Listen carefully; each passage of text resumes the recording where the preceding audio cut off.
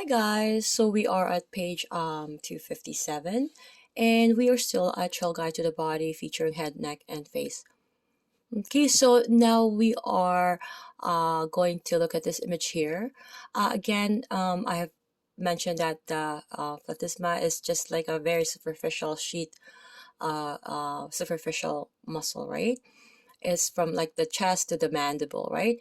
And it it's very thin, but it really can be able to depress the mandible, right? That alone. Why? Is because of the gravity. Okay, so looking at the image here, it's showing the anterior lateral view with head turn, showing the platysma. As you can see, it's highlighted here. Okay, so the platysma is a thin, superficial sheet spanning the anterior neck from the mandible to the chest, like I said earlier. So I'm sorry to repeat that, my apologies. So the platysma and other facial muscles are integumentary muscles. Instead of connecting two bones, these muscles are embedded in the superficial fascia and attached to the skin and overlying muscles. My apologies again, that's without S. And the platysma's claim to fame is its ability to create the infamous creature from the Black Lagoon expression. Okay, so the action is to assist the mandible or the temporomandibular joint. It tightens the fascia of the neck, and it also draws down corner of the mouth. Okay, so origin is at the fascia covering superior part of the pectoralis major. Okay, this area here, and then the base of the mandible or the skin of lower part of the face. Okay, is the insertion, and of course the nerve innervation is facial nerve number 7. Okay, so looking if you recognize this is like a slava. This is a the creature from the Black Lagoon.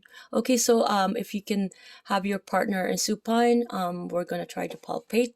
Okay, so you ask your partner to just jut his head anteriorly and protract his jaw. Okay, so then ask him to tighten the tissue on the front of his neck. Explore this thin sheet of muscle from the mandible down to the upper chest. Note any flaps the platysma forms along the lateral side of the neck.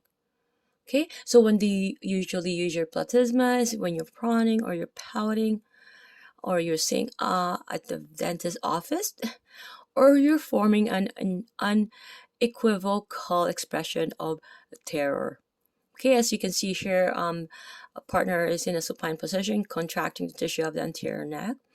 So a giraffe's trachea is swarmed by more than 100 tracheal rings. Okay, these are just an FYI, folks. Okay, and is the cause of a unique breathing problem because of the windpipe's length.